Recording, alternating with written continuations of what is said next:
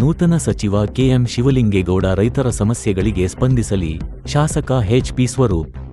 ನೂತನ ಸಚಿವರಾಗಿ ಅಧಿಕಾರ ಸ್ವೀಕರಿಸಿದ ಬಳಿಕ ಬರಪೀಡಿತ ಪ್ರದೇಶಗಳಿಗೆ ಭೇಟಿ ನೀಡುತ್ತಿರುವ ಸಚಿವ ಕೆಎಂ ಶಿವಲಿಂಗೇಗೌಡ ಅವರು ಜಿಲ್ಲೆಯ ರೈತರ ಸಮಸ್ಯೆಗಳಿಗೆ ಆದ್ಯತೆ ನೀಡಿ ಪರಿಣಾಮಕಾರಿ ಪರಿಹಾರ ಕಲ್ಪಿಸುವ ಕೆಲಸ ಮಾಡಲಿ ಎಂದು ಹಾಸನ ಕ್ಷೇತ್ರದ ಶಾಸಕ ಎಚ್.ಪಿ. ಸ್ವರೂಪ್ ಆಶಿಸಿದರು.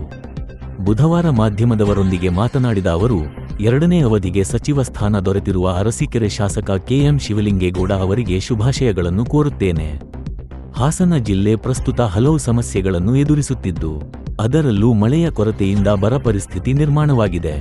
ಜೊತೆಗೆ ಮೆಕ್ಕೆಜೋಳ ಬೆಳೆಗೆ ಬಿಳಿಸುಳಿ ರೋಗ ಕಾಣಿಸಿಕೊಂಡ ಪರಿಣಾಮ ರೈತರು ಭಾರೀ ನಷ್ಟ ಅನುಭವಿಸುತ್ತಿದ್ದಾರೆ. ಇಂತಹ ಸಂದರ್ಭದಲ್ಲಿ ಸರ್ಕಾರ ರೈತರ ನೆರವಿಗೆ ಧಾವಿಸುವುದು ಅತ್ಯಗತ್ಯ ಎಂದರು.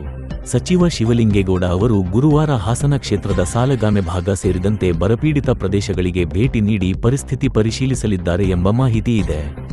ರೈತರ ಸಮಸ್ಯೆಗಳನ್ನು ಸ್ಥಳದಲ್ಲೇ ಅವಲೋಕಿಸಿ ಸರ್ಕಾರದಿಂದ ಅಗತ್ಯ ನೆರವು ದೊರಕುವಂತೆ ಕ್ರಮ ಕೈಗೊಳ್ಳಬೇಕು.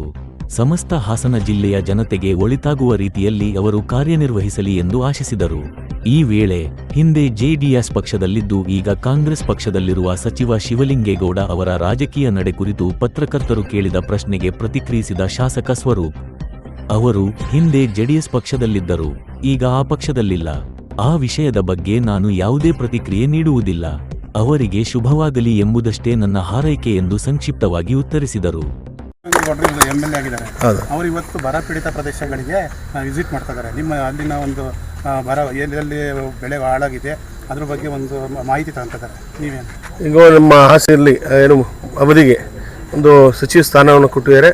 ಈ ಸಂದರ್ಭದಲ್ಲಿ ನಾನು ಕೂಡ ಶಿವಲಿಂಗೇಗೌಡರಿಗೆ ಶುಭವನ್ನು ಕೋರಕ್ಕೆ ಬಯಸ್ತೇನೆ. ಹಾಸನ ಜಿಲ್ಲೆಯಲ್ಲಿ ಹಲವಾರು ಸಮಸ್ಯೆಗಳಿವೆ. ಈಗ ಸದ್ಯಕ್ಕೆ ತಮಗೆ ಗೊತ್ತಿರೋಗೆ ಬರ ಮತ್ತು ಮೆಕ್ಕೆಜೋಳಕ್ಕೂ ಕೂಡ ಈಗಾಗಲೇ ಬಿಳಿ ಸುಳಿ ರೋಗ ಬಂದು ಇವತ್ತು ಮೆಕ್ಕೆಜೋಳಕ್ಕೂ ಕೂಡ ಇದಾಗಿದೆ. ರೈತರು ಕೂಡ ಬಹಳ ಸಂಕಷ್ಟದಲ್ಲಿದ್ದಾರೆ. ಹಾಗಾಗಿ ಸನ್ಮಾನ್ಯ ಶಿವಲಿಂಗೇಗೌಡರು ನನ್ನ ಕ್ಷೇತ್ರಕ್ಕೆ ಗುರುವಾರ ನಾಳೆ ವೀಕ್ಷಣೆ ಮಾಡ್ತಾರೆ, ಸಾಲಗಾಮೆ ಭಾಗ ಅಂತ ಕೇಳ್ಬಿಟ್ಟಿದ್ದೀನಿ. ನಾನು ಕೂಡ ಅವ್ರಿಗೆ ಶುಭವನ್ನು ಕೋರ್ಲಿಕ್ಕೆ ತಮ್ಮ ಮುಖಾಂತರ ಶುಭವನ್ನು ಕೋರಿ ಸಮಸ್ತ ಹಾಸನ ಜನತೆಗೆ ಒಂದು ಒಳ್ಳೆಯದಾಗುವಂಥ ಕೆಲಸ ಮಾಡಲಿ ಅಂತ ನಾನು ಕೂಡ ಕೇಳಕ್ಕೆ ಬಯಸ್ತೀನಿ. ಜೆಡಿಎಸ್ ಪಕ್ಷದಲ್ಲೇ ಇದ್ದರು, ಅವರು ಈಗ ಕಾಂಗ್ರೆಸ್ ಅಲ್ಲಿ ಇದ್ದಾರೆ ಸರ್. ಈಗ ಅವರು ನಮ್ಮ ಪಕ್ಷದಲ್ಲಿ ಇದ್ದರೆ ಹಿಂದೆ, ಈಗಿಲ್ಲ, ಮಾತಾಡ್ಲಿಕ್ಕೆ ಹೋಗಲ್ಲ.